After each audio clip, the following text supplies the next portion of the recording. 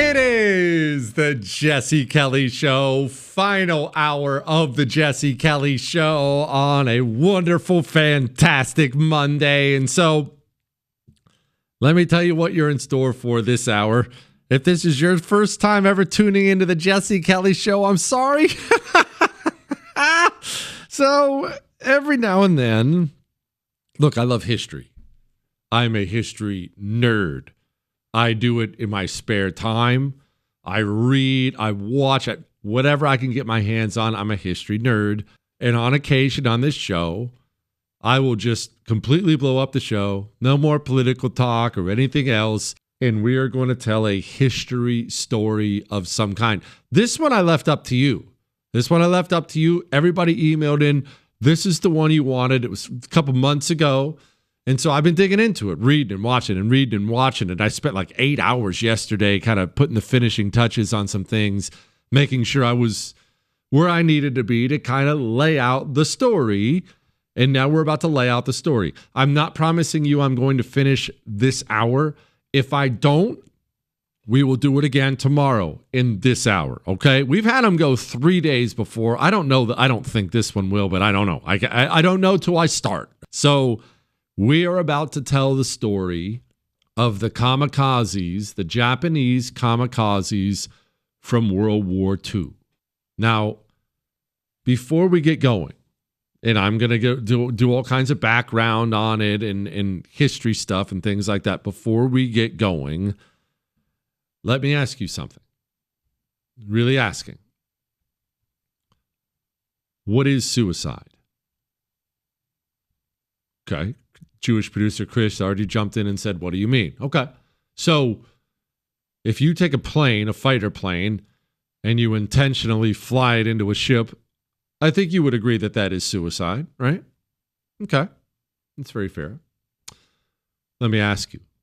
You're in a fighting hole. You're a Marine on Iwo Jima. You're in a fighting hole with your buddy. One of the Japanese troops throws a grenade inside of the fighting hole. You look at the grenade and you throw yourself on top of it. Is that suicide? Not quite as simple now, is it, Chris? Is that suicide? Okay. All right. Let's do it. Let's do one more. Just one more. Let's say your wife or husband, depending if you're a woman, your wife, your mom, your dad, your family, every person in your family who you love, they're all in a house that's right behind you. You're on the sidewalk. They're all in the house right behind you. Standing in front of you is a 7-foot muscle-bound man with an axe in each hand. And he is walking towards that house to kill, maim, rape, and torture everyone in the house. You are standing there unarmed. Are you going to attack him? Chris says yes. I would say yes as well. I think everyone would say yes. That's your family. Okay.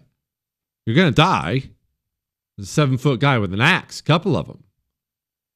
Is that suicide? All right. Now, just keep those questions in the back of your mind, and we'll do some background here, and then we'll discuss the actual kamikazes, what they did, why they did it. We're going to do this very honestly. As usual, some history when we do it may offend. If it does, just like the regular show, I don't care. If you're offended, you can email me all you want, but it's not going to bother me at all. Your offense is your choice. I don't care about that. We do honest history here from every side. We do honest history. So let's background this quite a bit. First, in this part is going to be very, very important for our purposes. We need to understand two huge things about Japan that will matter a lot, and I mean a lot. The first one of those things is I'm going to use the word celebration. That's probably not the right word, but everything I read on it sure looks like that. A celebration of death. a celebration of death, a different view of death than Westerners have, than I have, probably than you have. One of their emperors actually has a quote, maybe you've heard this quote before, that duty is as heavy as a mountain, but death is as light as a feather. Now, that may just sound like one statement. That was preached to the Japanese people, and most definitely the Japanese military. You know, some of the first training you got in the Japanese military back then, I've read several different sources. Some said it was one of the first. Many said it was the first, was not how to kill, not how to march, not how to run, not how to do push-ups, how to die. How do you die? What's the best way to die? Dying in service to your country, in service to your emperor, was not frowned upon. In fact, whatever the opposite is of frowned upon, that's what it was. It was lionized to the point of worship. The Kamikaze Pilots we're going to discuss, and Kamikaze submarine guys, and Kamikaze boats, and Kamikaze torpedoes. There were all kinds of different kinds, and we'll get into that a little bit. But the Kamikaze guys we're going to discuss here, their names weren't carried around back home of, hey, did you hear what Bob did? Flew his plane into a boat. So sad. Why would he do that? No, Bob's name, there was a special shrine area set up. And not only would Bob's name be part of this special shrine area, people would show up and say, look at that guy. He gave his life for the emperor. He gave his life for Japan. Wow, I want to be like Bob. Understand there is a different relationship with death, the way they view it there. And I said there were two things. Here's the second thing, and they kind of tie it together. You remember we went to Israel as a show? We did that big promotion thing, and I don't remember how many of us, 200 of us, something like that, 300 of us, the Jesse Kelly Show family, me, Jewish producer Chris, Corey wasn't with us then, but me, Chris, my parents, my wife, my sister, kids, and you and your kids, we all went over to Israel. Now, I'd never been to Israel, but it was and is a Holy Land tour. And I'm not one who gets sentimental about places that much. A little bit, but not much. But I will tell you, for me and my belief system, being on a boat on the Sea of Galilee was powerful. It was powerful. It meant something to me. To this day, if you told me, hey, the Israeli government's, they're making some moves and they're draining the Sea of Galilee, dude, that would hurt. Walking and say, hey, this is the place where we're reasonably sure Jesus carried the cross when he was bleeding and tortured. It hit me. That place hit me. Oh my gosh. I had to take a knee, say a prayer with my dad. Hit me. Now, there is something about having a religious connection to a certain spot of land. And the reason I brought up Israel is I've lived all over and I've liked a lot of places and like this house or like that condo, but there's not another spot on earth where I would feel like I have a religious connection to the ground. We're talking about Japan back in this time, and still to this day, but back in this time, they very much do. Japan, for the Japanese people at this time, and for most of their history, it's not just a string of islands where they ended up. It's so much more than that. It is their home. There is a spiritual connection to them, and this was obvious from all the writings, all the things I've read on it, a spiritual connection there that is The best comparison I can make is the one I just did. Wow, that's where Jesus was carrying the cross. Like, that is the best connection I can make. This is the Sea of Galilee. The disciples are, that's the best connection I can make. An actual religious connection to the land that is beyond physical. It gets to a spiritual realm. All right, now that we got those two things out of the way, let's talk about the origins of Kamikaze. Next.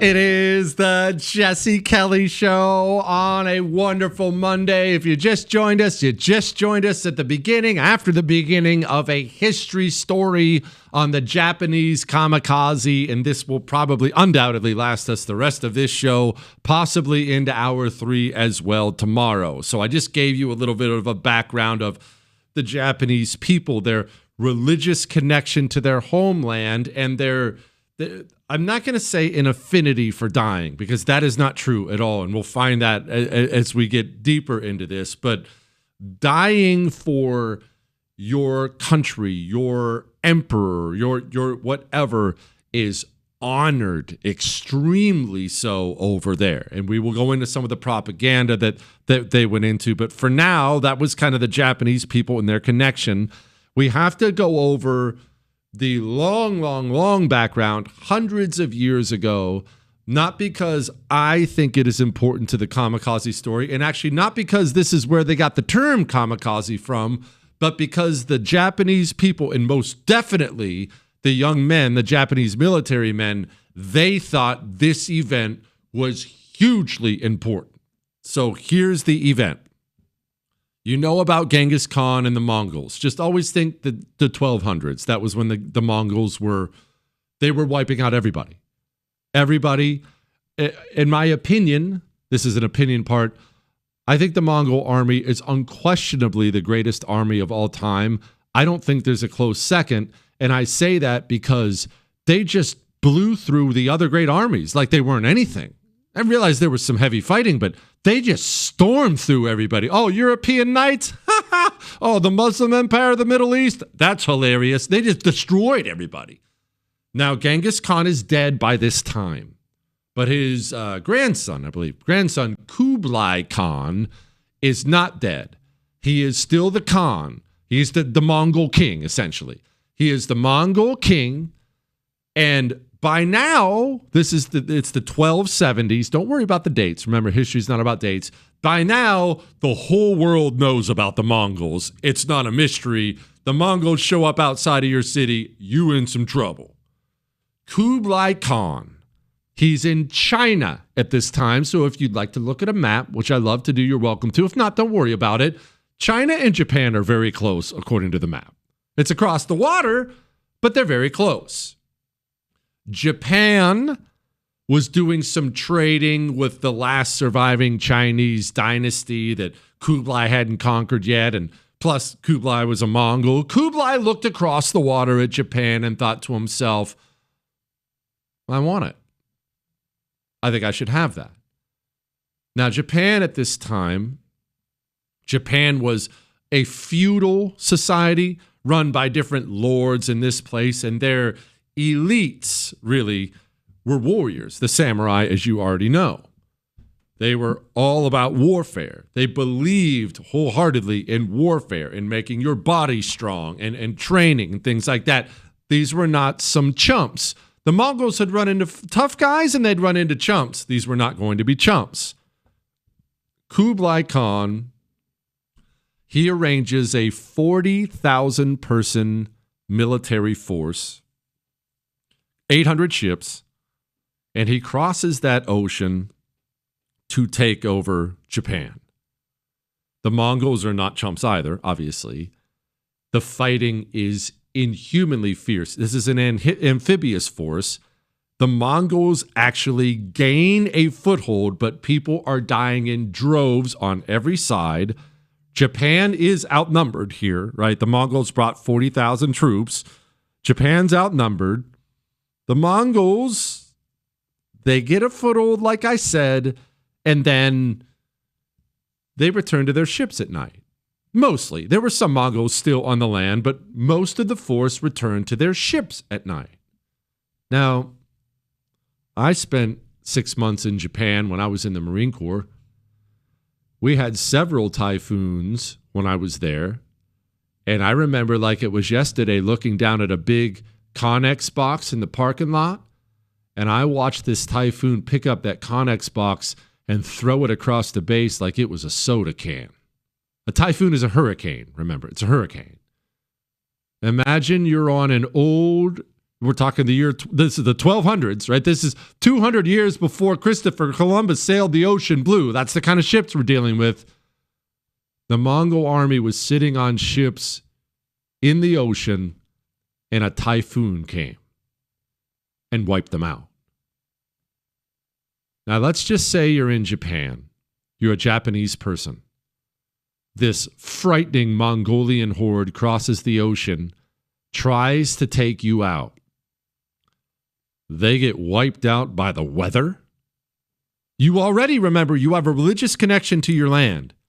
They just got wiped out by the weather? Wait, we had a storm. Wait, last night? Really? The Mongols are gone? Do you think you would think God's looking out for me? Japan itself is looking out for me? And this is where what the name Kamikaze actually means is divine wind. And that's what they chose to name the saving of Japan. In Japan's mind, the Mongols were coming to rape and murder. And of course, because it's the Mongols, they were most definitely coming to rape and murder. This gigantic, unstoppable army showed up, and the divine wind stepped in to save Japan. But wait, there's more. And we have to understand this part before we get to the World War II part.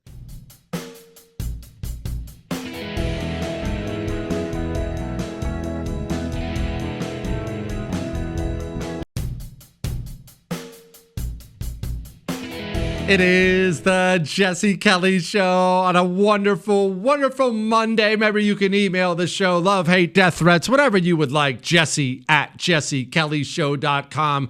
Currently telling the history of the Japanese kamikaze in WW2. Don't worry if you just got here. We haven't even gotten to that yet. We talked about the Japanese affection for their homeland, a religious connection to their homeland, a willingness to die. Dying in service of that is honored. And we just talked about the Mongolian invasion. They showed up on the shore. They fight this huge battle. They get a foothold. We're about to be conquered and murdered and raped and everything's going to end. And then a typhoon comes in and wipes out the army? Wow. If you are already primed to believe that there is a religious sacredness to your homeland, that your homeland provides protection to you and your family, and then a typhoon wipes out the invading Mongols, what do you think that does for that belief system?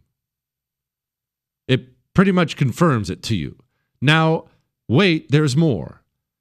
A lot of people have heard of the failed Mongolian invasion because a typhoon came in and wiped out the army. But what most people don't know, it happened twice. You see, after the Mongols got wiped out by a typhoon, again, I want you to put yourself in the mind of the Japanese. The Mongols got wiped out by a typhoon. Kublai Khan then decides, okay, the army got wiped out by a typhoon. That's some bad luck. Clearly, maybe I bit off more than I can chew here. Anyway, let's just make a deal instead. So Kublai Khan, the Mongol, he sends emissaries over to Japan. Instead of sending an army, he sends over some diplomats, essentially. He sends over Scott Bessent and Howard Lutnick. He just sends over some diplomats. Diplomats show up, hat in hand. Hey, all that fighting stuff. Let's let bygones be bygones, shall we? Let's make a deal. Only the Japanese cut their heads off.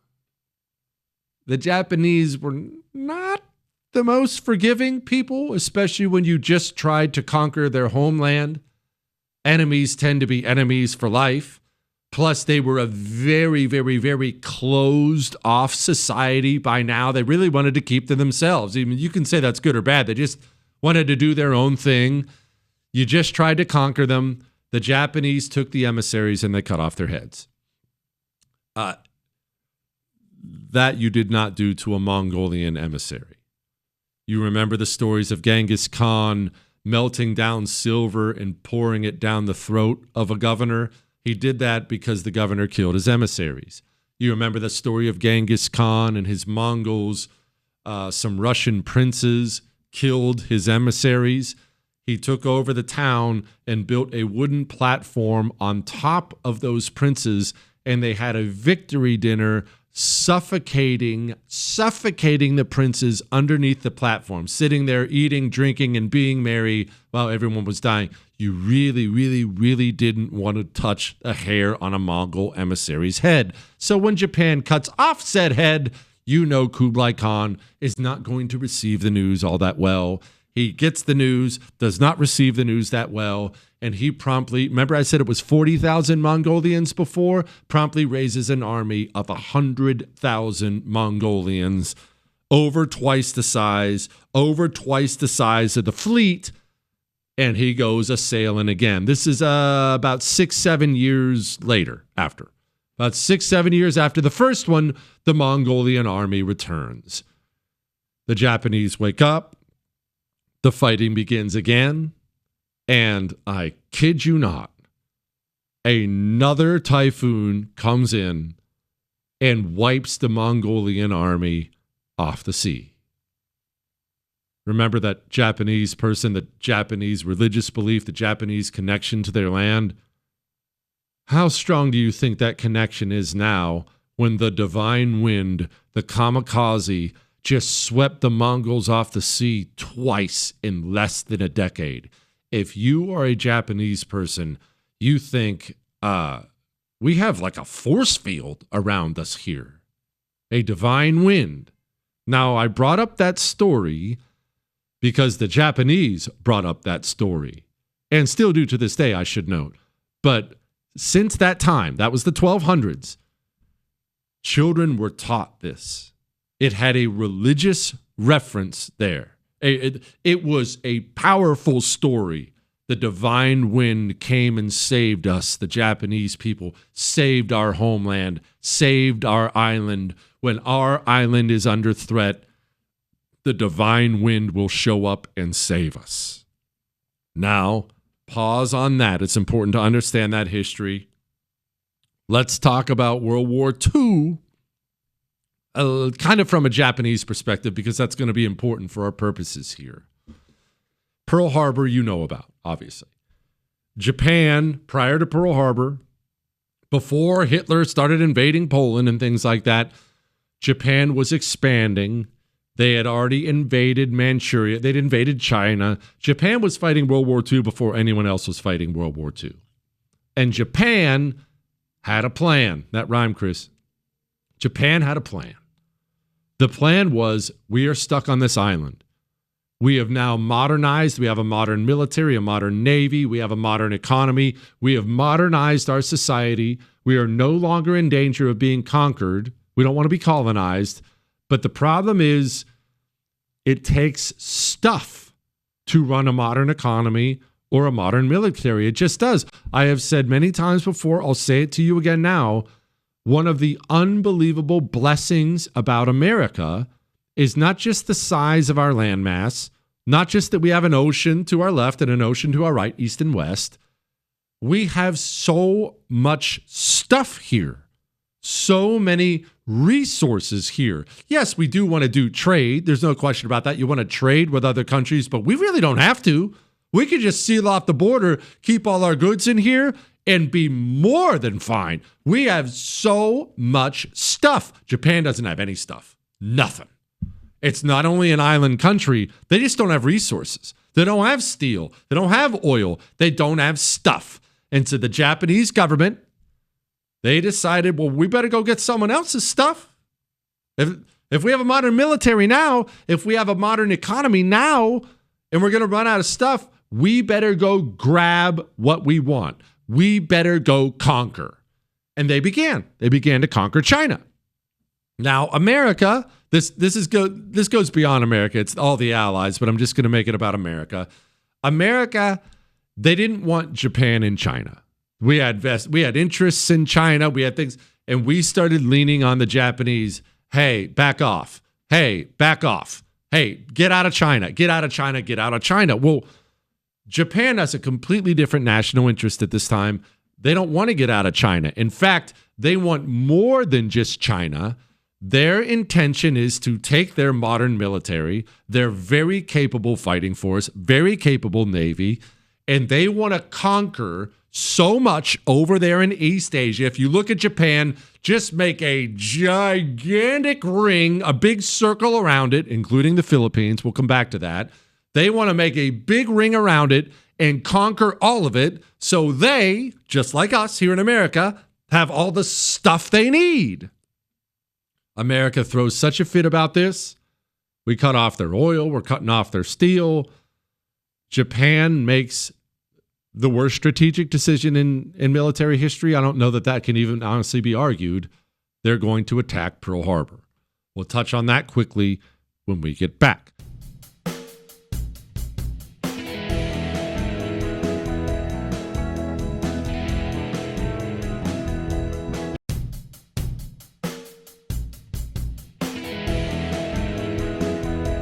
It is the Jesse Kelly Show, final segment of the Jesse Kelly Show on a wild Wednesday, a blast of a Wednesday. I know what you're already saying. You probably already said it. There's no way he's going to finish this tonight. As far as the history program goes, you're right. I'm not. I'm going to do it again tomorrow. Okay. Start of hour 3 tomorrow. Wherever we leave off tonight, I am going to continue on with the history of the Japanese kamikazes. The background is really, really, really important. Okay, so we have to go through all this stuff. Pearl Harbor happens. Japan is expanding. They seize control of all these places. Remember, draw that big ring around Japan. They seize control of Manchuria. They have the Philippines. They have Wake Island. They Guam. They just grab control of this big bunch of islands and mainland stuff all around Japan. And the idea behind Pearl Harbor, stupid and suicidal as it was not to defeat America. That's false history, whoever told you that.